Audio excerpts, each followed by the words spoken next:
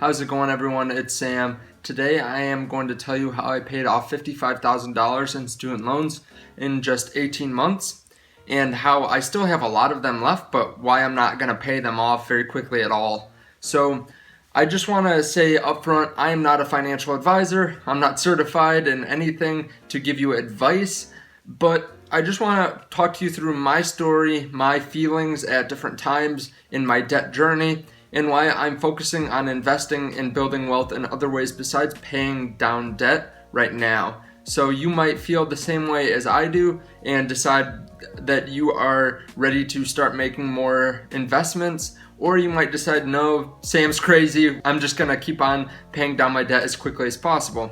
So before we get into it, if you don't mind hitting the like button and hitting the subscribe button below, it really helps out the channel.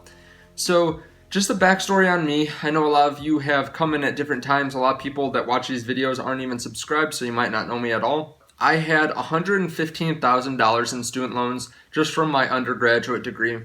Now, I wasn't crazy about this. It's not like I went to a $40,000 a year school. I'm just an average guy that went to a big public university, paid about $25,000 a year. I did a lot of internships and a lot of volunteering because I thought that I was going to be in the medical field, and I was actually starting to become a doctor at the time. And I got through all my undergraduate classes and did really well in them. I had almost a 4.0 in college, but I didn't get any scholarships to go to college, even though I had a good GPA in high school. And then at the end of college, I still had all this debt, and I realized after I finished up my last classes for my medical degree that I just didn't have an interest in it. I was around people that were in that field, so I naturally took those classes. I liked competing, so naturally I liked difficult classes and just seeing how well I could do compared to the class average, and it did really well for me. But then I realized I just didn't want to do that for my entire life, so that's when I really got into finance. So I realized if I wasn't going to be making $100,000 a year coming out of college, or $200,000 when I'm 30 or 35 being a doctor, I better learn how to invest and make money in other ways, because I'm not going to be in a very high income bracket for a while after I come out of college. So right when I came out, I had $7,100 in annual interest on my student loans. So I came out with $115,000 at about 6.26% interest. So I was paying a lot in interest. The federal loans were about 4%, and I had about $30,000 in them. The Parent Plus loans, I had about $85,000 in. And at first I was really upset with this because I thought these were really high interest rates because they were between 6 and 7.5%. But then once I looked at some of my friends and some of my colleagues that had other private loans that are up around 13 or 14% and were variable interest rate loans, it made me feel a little bit better. But still, I was paying $7,100 in student loan interest each year, on top of just being paid about $36,000 from the job that I got coming out of college at a local bank. So I had to pay about 20% of my pre-tax income at my day job just towards the interest on my student loans. So this is just insane to me looking back on it now. And I remember the weight that I felt. And my sister had the same thing. She had a little bit less in loans, but she made less coming out of college.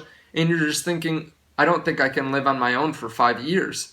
So it was just a huge weight that I felt on my shoulders that I had to make more money. I remember it really weighing on me, and I didn't want to spend money doing anything. I didn't want to go out to eat too much, so I had to even set up a budget just to force myself to spend a little bit so I didn't get too curmudgeonly. So I set that up, and it made me feel a little bit better. I did everything that I could. In the meantime, I sold off some games I had as a kid. It made maybe $1,000 there. Sold off an old coin collection that, I just looked at the coins, but I didn't really have any use for them. Sold that off for $1,500. I got a gift when I was younger from my parents of like a scoreboard that was in an old high school gym, and they had bought it for $200 or $300 at a flea market. And it was great, but we were going to move soon, and I figured that would be another thing that I could sell off, and I ended up getting $900 from it. It was this massive scoreboard, and those are the things that I looked at doing. I painted for my parents. I did my side business. I worked on my side business with my dad, training high school athletes, and that took 10 hours a week. So I was doing everything that I could. And over time, I was able to pay down my loans. I made a significant amount outside of my day job and actually made between $10,000 and $15,000 the first year outside of my day job. And I had a couple setbacks when I started. I had my transmission go out on my car, and I had to pay for a couple other things that were smaller, but I just didn't expect them. But after 9 months, I looked and I had gotten down my loans to $90,000. And for me, that was huge. I had paid more than the $25,000 to get them down to $90,000 because I had to pay the interest. But that was just huge for me because I had a lot more breathing room and I was starting to find ways to make more money over time. And I had gotten the interest about $5,000 a year. So by now I was maybe making $45,000 a year because I had all those extra ways of making money. So instead of 36, it was 45. I also paid down my loans $25,000 and got rid of about $2,000 worth of annual interest. And now my interest rate was at about 5.8%. So it went down about 0.5% because I paid off the higher interest rate loans. And from there, I just kept on working at it. I kept on paying down my loans. With every dollar that I had extra outside of my budget, I paid down my loans. I did invest in my 401k and my HSA. But besides that, I wasn't really investing in anything. I was barely spending anything because I had moved back home when I got done with college and I was living at home, so I don't have many expenses really. And I was able to pay about $54,000 in the first 18 months. And then I looked at it and I still had about $70,000 left. And I realized, okay, I can pay this for another 2 years, a year and a half to 2 years, and get it down to zero. And by then I was only paying about $3,500 in interest each year. I realized I could pay it down, but that would take another couple years. Then I wouldn't be able to buy a home. I wouldn't be able to invest in other ways. So I looked at other options and I found out that I could refinance my loans. I had tried to do this before, but I just wasn't making enough and I tried to refinance too much. So I refinanced my loans and got them down to a 5.4% interest rate, and that's just on the loans that were above 4%. So they were around maybe 6% before that, and I bumped them down to 5.44. So that saved me a couple $100. I also was able to make that in my name, so they were in my parents' name from the Parents Plus loans. So now it's also part of its tax deductible. And then I also got like a $200 gift card bonus for signing up for these refinance loans. So that is the great thing about these types of loans, student loans, compared to mortgages, where you have to pay to get your mortgage refinanced, but you get paid to refinance your college loans. So take a look at that if you haven't already done that. And I actually have a link down below to Credible, which is who I use. They look at many different banks and they figure out the best interest rate for your specific situation and what you want out of it. So from there, I actually refinanced again about 6 months later, and I showed it in one of my past videos. And it's pretty much just straight passive income. It saved me, I think, about $250 to $300 throughout the year. So about $20 to $25 a month I'm getting extra from not having to pay this interest. But I was able to cut down to about a 4.84% interest rate. And this is really where I started thinking, I don't really want to pay down my loans any faster than I have to, because now they're in my name, so you can write off up to $2,500 on your taxes in student loan interest. So at a tax rate of about 20%, you get about $500 back from paying off those student loans or having the interest on those student loans. And overall, between the two sets of student loans, I had $70,000 worth of student loans at 4.4%.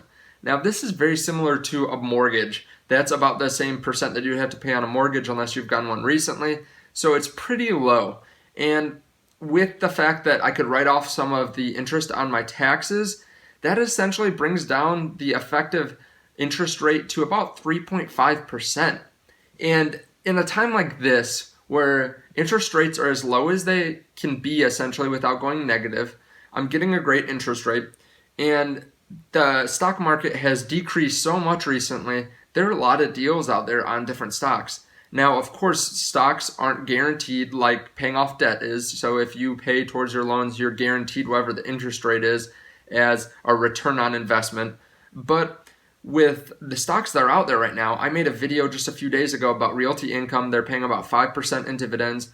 SPHD is paying about 5.5% in dividends. A lot of other companies grow a lot faster than that, with the general market index paying about 8 to 10% annually.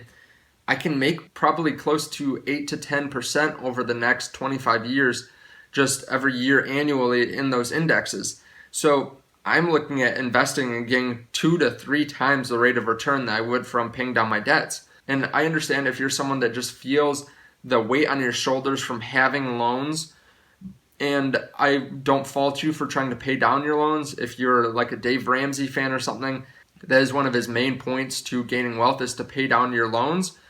But for me, I think that as long as I don't inflate my lifestyle because I'm not paying down my loans, like I was spending $1,000 towards loans, but now I'm going to invest $800 and I'll spend another $200. As long as I'm taking all the extra money and putting it towards investments or towards saving for a house, and assuming I don't move out any earlier because of it and start accruing more expenses earlier because I'm not paying down my loans, I think that it's a better long-term solution for me. Now, when I got out of college, it probably still was a smart thing to put money in investments because they yield 8 to 10% and my student loans were about 6%. But it was close enough that I would rather take the guaranteed return. And at that point, the student loans cost me so much of my income that I wasn't comfortable doing anything besides paying them down.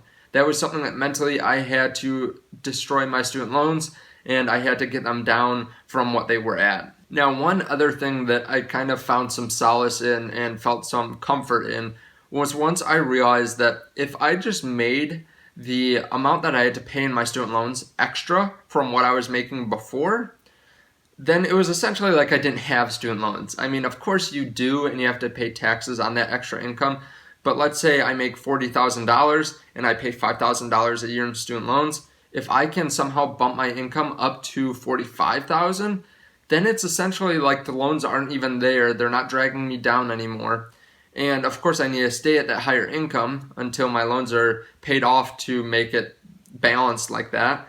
But that's something that I felt comfortable in, where if I was paying down my student loans and I was able to increase my income, it was really a two-head approach that really made me feel good. And I was able to increase my income significantly from where I was initially. So that is something to take into consideration too if you feel like there's no way out.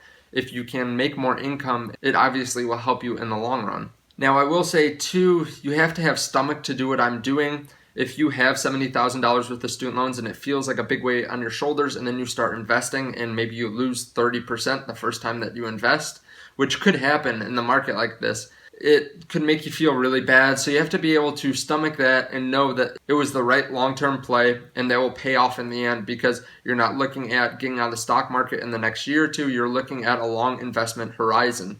So that is something that you should know too. So let me know what you guys think below. Is this something that you have faced in the past with student loans?